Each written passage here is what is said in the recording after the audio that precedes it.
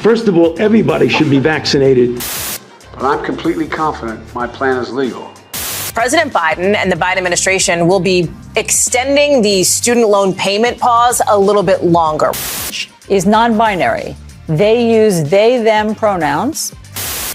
Day before Thanksgiving, and we have a lot to get to. Fauci makes his final farewell for now. The shooter at the Cub Q Colorado Springs shooting apparently was non-binary. Trump's tax returns apparently open game for a House committee for now.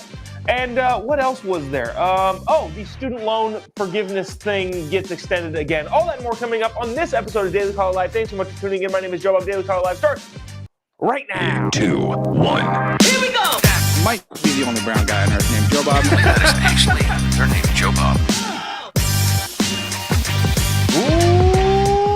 Live from the dingy bunker, completely cut off from the outside world, except for you fine folks. My name is Jobob. This is Daily Caller Live. Thanks so much for tuning in on today. It is November 23rd, the year of our Lord 2022.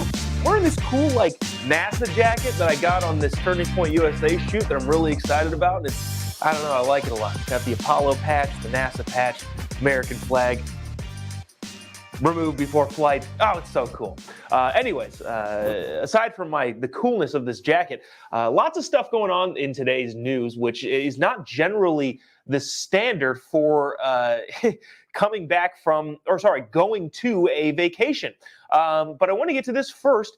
Before we get to Fauci, Fauci gave his last press conference at the White House press briefing room yesterday, and sparks were flying. I can imagine that's not going to be the last we see of Dr. Fauci, as the House has now taken control of, Republicans have taken control of the House. And they have promised to bring him in front of a lot of their committees. But before we get to that, the student loan payment got paused again. Oh my gosh, some of you in the comment sections are already off to a great start here. The student loan debt payment. So if you remember this, during COVID, the student loans got paused on, you don't need to make your payments yet. And a lot of people understood that. They're like, this is kind of craziness. We don't really know what's going on. So we're just going to pause these for payments. And then they got paused again and extended for another 6 months. And then they got paused again and extended for another 6 months. And then they got paused again and extended for another 6 months. And this time they got paused again and extended for another 6 months. Now, the rationale behind this, so the student loan payments were set to resume in January of this next year, January 2023. They've since then been pushed back to June 31st, June of this 2023. And on the contingent that the student loan debt forgiveness non-constitutional, non-starter, not going to happen thing gets through. Now, Joe Biden put out a video yesterday explaining, his process of why the student loans need to be paused again. And it doesn't add up when you account for the fact that he himself knows that the student loan forgiveness thing is completely, entirely unconstitutional. I want you to watch this and see if we can together kind of pick out all of the problems with Joe Biden's speech here when he's talking about why they're extending the student loan debt payments. Check this out. Oh, by the way, if you haven't already, would appreciate you doing this. Click on the little like button or the little angry button. Maybe this makes you very upset that it's getting extended yet again. Or the little share button and the little share button, especially rolling into the long weekend. People need something to watch on this long weekend. Or letting us know in the comment section what you think about the student loan debt extension, which is not the same as the forgiveness. Let us know in the comment section what you think about that. Again, engaging with the post in any way, shape, or form really, really does help us out, so we really, really appreciate you doing that. Anyways, here's Joe Biden making his claims as to why this is completely necessary. Check it out.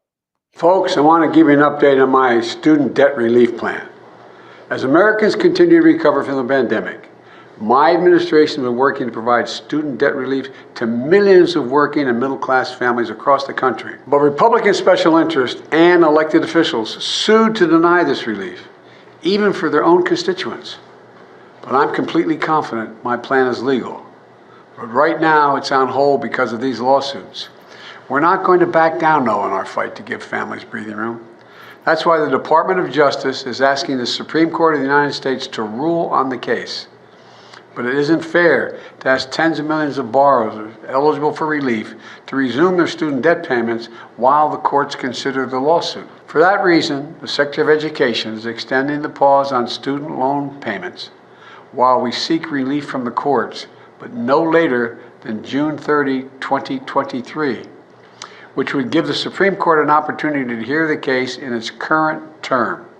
All right, so this is going to be okay. So there's a little bit more that I might play after this, but I just thought this was fascinating. So just so you know, even the leftiest of lefty newspapers are saying, yeah, this whole thing is not going to turn out the way we think. Now, they're saying that after the midterms, coincidentally, but this was an opinion from an opinion from a month ago from the editorial board at the Washington Post. Biden's costly student loan plan could use a constitutional review. The plan is both expensive and of dubious legality.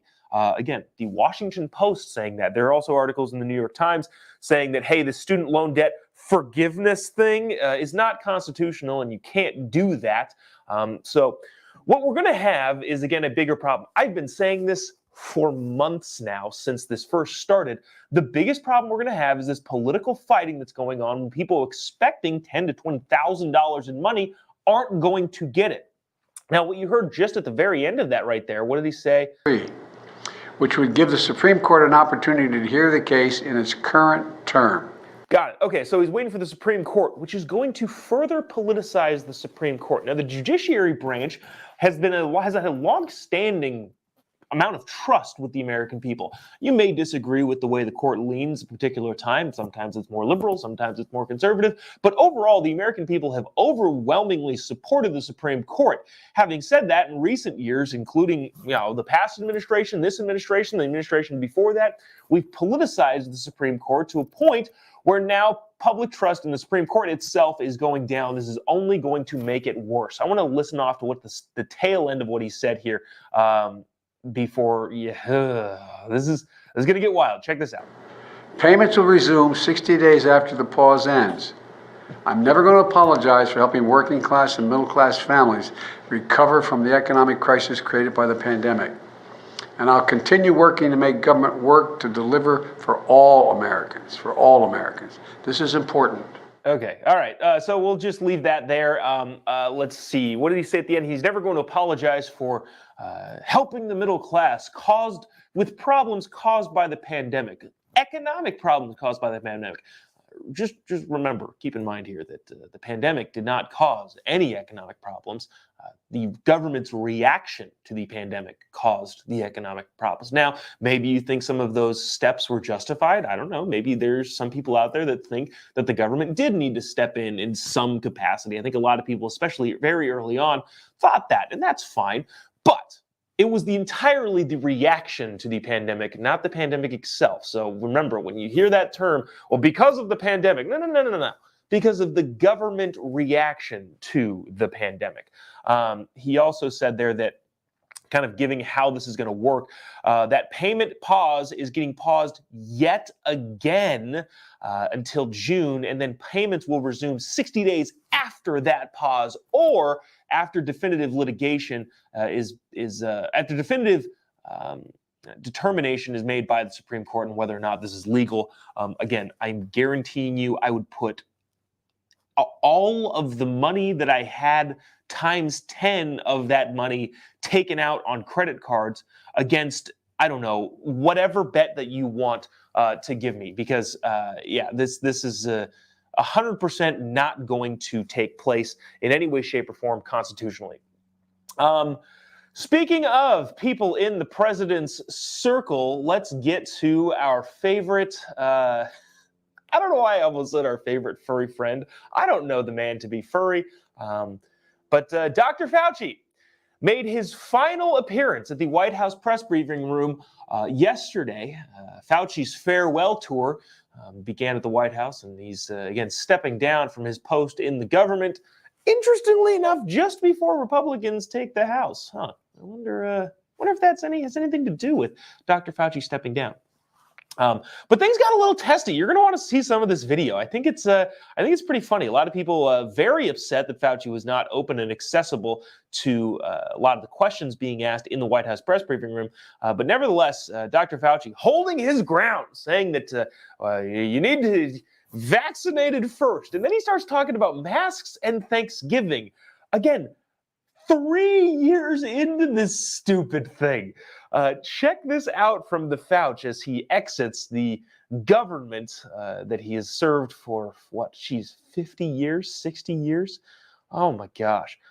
Check this out and we will discuss on the other side. Oh, also, if you haven't already, I've seen a couple thousand of you on the little ticker thing watching this, and I really appreciate you checking this out. If you wouldn't mind clicking the little like button, the little emoji button that's down here, and the little share button really, really does help us out, especially heading into a long weekend. People need something to watch while they're driving to grandma's house.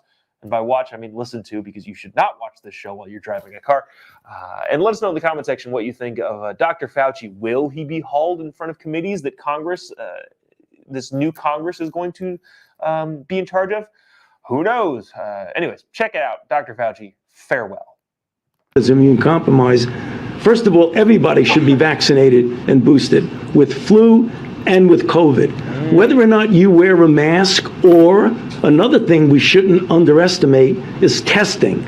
So when we're gathering at a family gathering for Thanksgiving or for Christmas or for any other holiday as we get into the winter, it makes sense that you might want to get a test that day before you come into a place in which you might be infected and spread it, or other people who might be there, in order to protect. So masking is important, but you can count masking, vaccine, boosting, testing. All of that is part of the spectrum of protecting yourself and your Oh boy. body.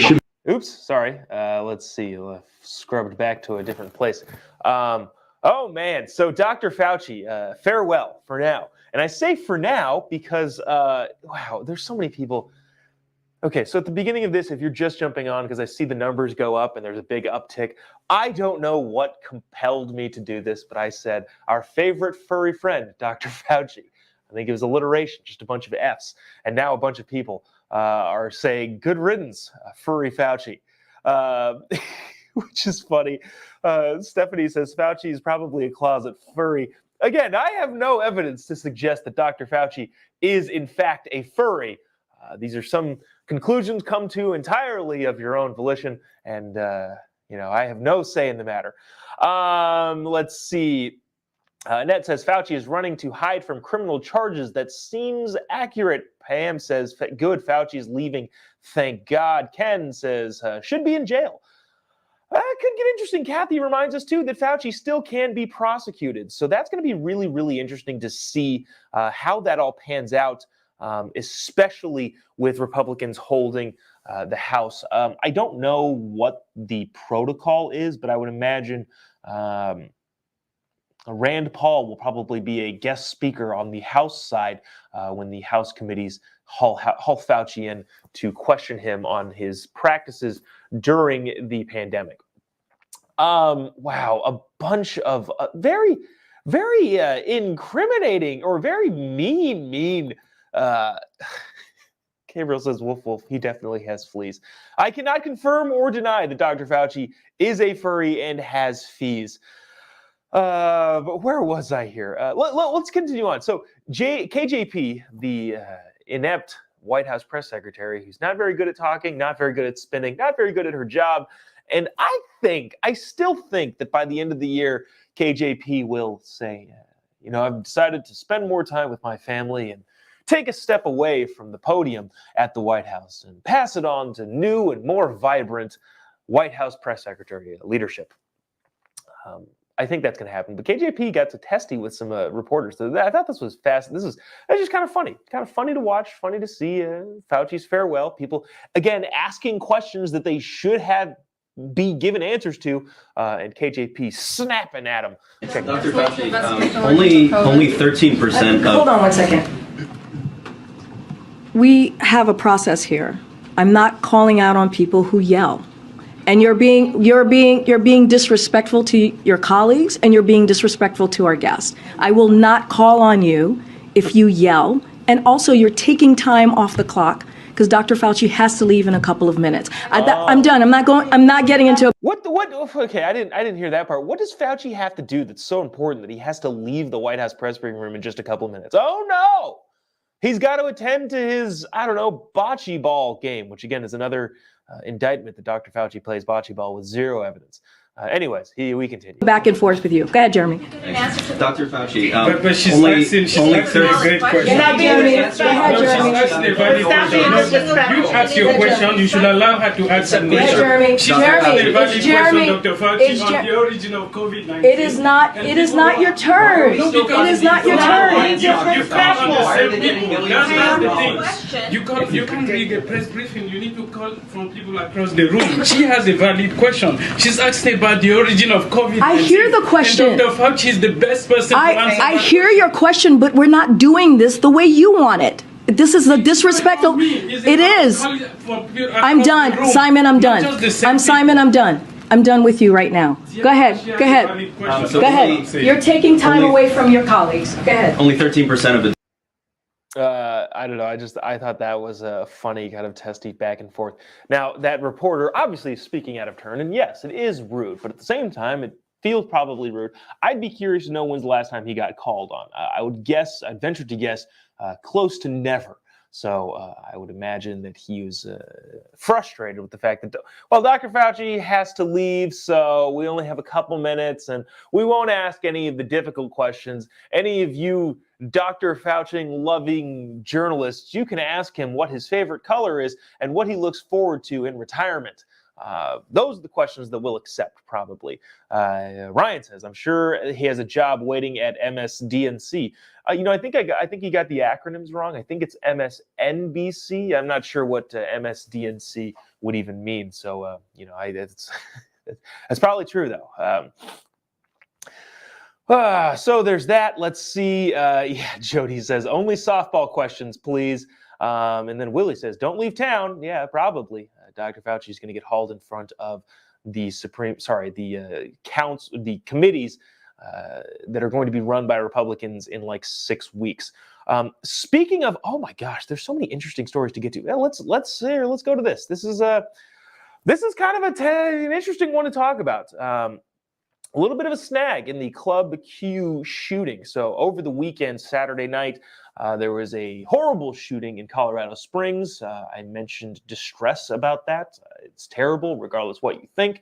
I also mentioned that doesn't and isn't going to dissuade the actions of a crazy person should not dissuade good, honest people from making good, honest arguments. As it was predominantly used in the mainstream media. Oh, well, people that are transphobic or whatever. Look, I have opinions. I think, hey, maybe you don't do drag shows for kids. Seems to be a problem in this country, and I'm against it. That sort of speech, me making that sort of argument or saying that opinion, does not justify somebody going and shooting places. That's ridiculous. Yet the mainstream media and the lefty news did that all weekend, saying, well, if you think this, then you're promoting this kind of violence. Absolutely not. That is not true at all. I can't even believe I have to qualify anything I say with that sort of garbage, because we're all adults here and we can recognize a crazy person doing crazy things when we see it. Again, I did not blame Bernie Sanders for when that Bernie supporter went and shot up a Republican baseball practice. So, all that being said, there's some kind of interesting stuff going on in this particular story. The shooter, I need to do a better job at organizing the list of things that I talk about. I just kind of like go throughout the day and just kind of throw stuff in, and they kind of just get in where they get in. And sometimes, here we go. The public defenders for the suspect in the mass shooting at the Colorado Springs LGBTQ nightclub said in a Tuesday night court filing obtained by the New York Times reporter that their client is non-binary and uses they, them pronouns. The big picture, the subject, this is from Axios, by the way. I'm not going to use his name, and unfortunately, the clip that I'm about to play from CNN, which is pretty dang interesting, They use his name, their name. Their name. They use this dumb idiot scumbag loser jerk. They use his name. I'm not going to. But again, you're going to hear it in just a second, so me skipping over it seems to be somewhat pointless. Is facing multiple murder charges and hate crime charges over the shooting at Club Q last weekend that killed 5 people per a city spokesperson. Idiot stupid guy was injured during the shooting but released from a local hospital and booked into the El Paso County Jail. Earlier on Tuesday, says the Denver Post. Now, here's what's interesting about this. I'm going to play this CNN clip as they find out live on the air when they're sitting talking about a panel. And the reporter says, this just in, the shooter in the Colorado Springs shooting identifies as non-binary. Then they go and try and justify it, which is, oh boy, I understand live TV has a little bit of, I don't know. You don't really get a time to flesh out your thoughts as much. So I understand it in that regard, but this is not going to come out well, I think, especially given the ramifications of the charges put on this dude. If you haven't already, I'm going to play this clip, but if you haven't already, I would really, really appreciate you clicking the little like button down here, the little reaction button, the little angry button, maybe the confused button, maybe the laughing in the face of your mainstream media that called you haters and promoting violence all weekend. Come to find out that the shooter here is non-binary. Again, this doesn't take away from the horribleness of it. I'm just saying, maybe, I don't know, maybe you want to react in some sort of emotion. Also, give us a comment, let us know what you think. And most importantly, click the little share button. Really, really does help us out extremely, especially if you're watching on any of our monetized platforms. Anyways, check this out from CNN while they find out that the shooter in the Colorado Springs shooting was non-binary. So attorneys for the accused shooter, Anderson Lee Aldrich, say in new court filings tonight that the suspect now identifies as non-binary. In a footnote to a motion asserting legal privileges, the public defenders say, quote, Anderson Aldrich is non-binary. They use they, them pronouns, and for the purposes of all formal filings will be addressed as Mix Aldrich. So in other words, not Mr. or Ms. Joining me now, CNN political commentator Errol Lewis, also back with me, Al Franken and Joe Walsh. I don't know what to say about that. I mean, that's not anything that we had heard from his background. You know, people have been looking into his background. And I don't know if anybody here, are you guys lawyers? I mean, you know, I don't know if, I don't know what to say about that. I mean, that's what he's now saying. It sounds like they're trying to prepare a defense against a hate crimes charge.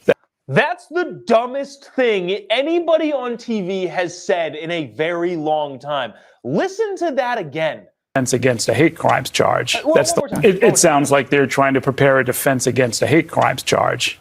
Okay, again, I'm aware that live TV happens and sometimes news breaks. It's happened to me where you're sitting on a panel and you're there to talk about one thing and then all of a sudden, oh shoot, here's breaking news that we have to get into right now.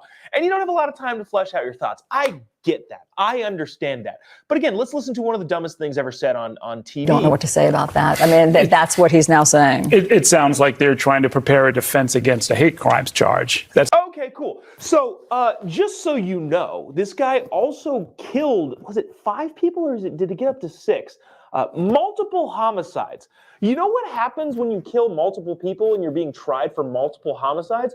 You worry about those homicides first. The thought that the attorneys, the public defender attorneys, by the way, who generally speaking tend to swing a particular direction. I'm not getting into that whole sort of thing, but public defenders, I don't know.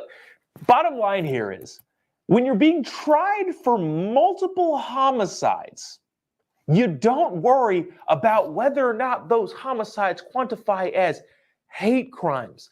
They're still homicides. It's the worst thing you can do in our criminal justice system. So to say on TV, well, they're trying to get out of the hate crime is stupid. That's like if you burned down your house and you're worried about whether or not your mom is going to be mad at you for taking cookies out of the cookie jar. Yeah, the cookie jar is still a little bit insignificant. You burned down the entire house, kiddo. Let's play it on. This is a couple more seconds here. It's the least of his problems, legally speaking, but it looks like they're trying to build some kind of sympathy. At least he does say, again, sorry for playing this multiple times. He does make the point of it's the least of his problems, legally speaking, but okay. That's the least of his problems, legally speaking, but it looks like they're trying to build some kind of sympathy or at least confusion on the question of whether or not this was purely motivated by hate. That is what it sounds like. We'll wait to see. Yeah, and she agreed, saying that, it's what it sounds like. It definitely sounds like that definitely sounds like what's going on, is they're trying to build a defense against the hate crime. Not to mention multiple homicides are also on the table. Seems ridiculous. Again, I haven't really paid a ton of attention to not talking about this too much.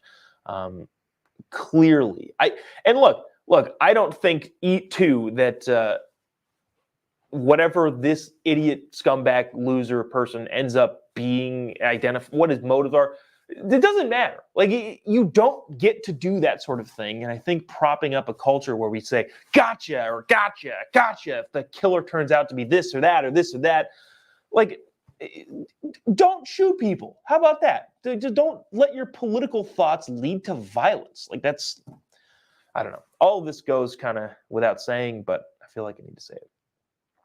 I want to get to this story. This is we'll wrap it up again. This is probably the most news-heavy leading into 4 days off that I think we've had in a long time. Donald Trump apparently is going to have his taxes shown to the American public via a House committee, maybe. Check this out. This actually does a pretty good job. This is kind of a longish clip, but it's from MSNBC. But it does a pretty good job at laying out what happened yesterday. The Supreme Court threw out a case from Trump to block a House committee. It's the Ways and Means Committee. One of the House committees from getting Trump's taxes. Now, again, this is kind of longish, but and it does a pretty good job of explaining it. And the very, very end gets to kind of the comical, gotcha, a little bit. Which I think is kind of funny.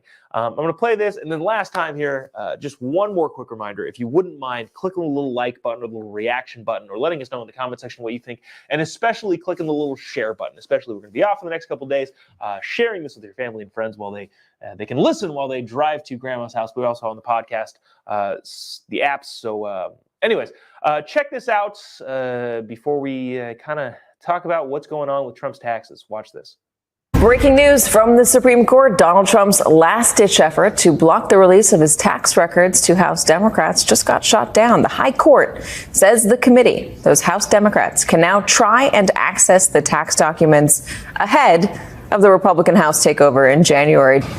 Katie, this is a saga that goes back almost to the very beginning of Democrats retaking control of Congress after the 2018 election. And at that point, the Ways and Means Committee went after these Trump tax returns. The committee has a right to get these tax returns. They have argued it through every hoop in the judicial process. This latest decision from the Supreme Court ends really the one last move that Donald Trump had here to avoid handing these tax returns over. He had appealed, asking for a stay, asking to block this order. Here you have this unsigned, essentially a 9-0, no explanation given decision from the Supreme Court to throw out that effort by Donald Trump. He will have to turn these records, both tax returns and other financial records, over to the Ways and Means Committee. The challenge now for the Ways and Means Committee is they only exist in this format for another 6 weeks or so before they will be reconstituted with a Republican majority who would likely then drop this issue entirely. So, all right, so that's the big kicker at the end there is So basically in 2018, when House Democrats took over the House, they started this big, long investigation. We need to see Trump's taxes. It's literally only for political purposes. I don't think they're actually looking into anything other than showing the world what Donald Trump makes, which, I don't know, could be more, could be less, probably is less. I don't actually know. But it's been an ongoing court battle for 4 years now, and the Supreme Court finally, the last layer of defense that Donald Trump had to shield his taxes from the public, which is what a weird, like, I don't know. I don't know. Somebody in the comments mentioned, Jesse said, can we see the Biden's taxes? Yeah, that's a good question. I'm pretty sure Joe Biden did divulge his taxes, but I would be curious what Jim Biden and Hunter Biden's taxes look like. Anyways, oh, yeah, Gabriel asked the question, so they still may not get them? Yeah, that seems to be the case. It's been a legal battle over 4 years, and the Treasury Department is, I guess, in charge or told now that they have to turn over Donald Trump's taxes. The problem is, in about 6 weeks, the congressional this Congress will end and Republicans will take over and therefore assume the control of all these committees and therefore probably drop the issue entirely. So over the 4 years, they couldn't get this done. Finally, the Supreme Court says, yeah, he has no right to block them from you. You're a House committee. You can kind of do whatever you want, which is a problem in and of itself. But now that they finally have access to it, they're about to lose power in 6 weeks. And it's up to you whether or not you think that the government can get their act together in 6 weeks and divulge the tax information and do anything with it. My guess is no, but we'll see. We will see. Anything else? That's it. That's going to do it for us today and for this week. We will be off tomorrow for Thanksgiving and then also off Friday because laziness. Unless, of course, we're not. I don't know. There have been times, I think last year, during the Christmas break, I was like, all right, this is the standard talk show break time where your radio talk shows, your TV talk shows, everybody takes this 2-week break. And after like 4 days, I was like, all right, they got nothing to do. So I came back out here early. So, maybe we'll be on Friday, but I can't imagine we will be. But anyways, have a great Thanksgiving with your family. Have some fun. Don't talk about politics all that much. If you can't help it, you can't help it, and make sure you win those arguments. But focus on the things that actually matter in life. If you haven't already, give me a follow on any of your social media accounts. Just type in JOBOB. You'll be able to find me there. We'll keep in touch over the Thanksgiving holiday on any of your social media platforms, especially Instagram. Use Instagram a lot. Let me see any announcements to make. I think that's pretty much it. Like I said, have a great, wonderful Thanksgiving with your family, even though it will cost 20% more this year. #ThanksInflation. We'll see you on Monday. Thanks so much for tuning in. Same time, same place, Monday morning. God bless America.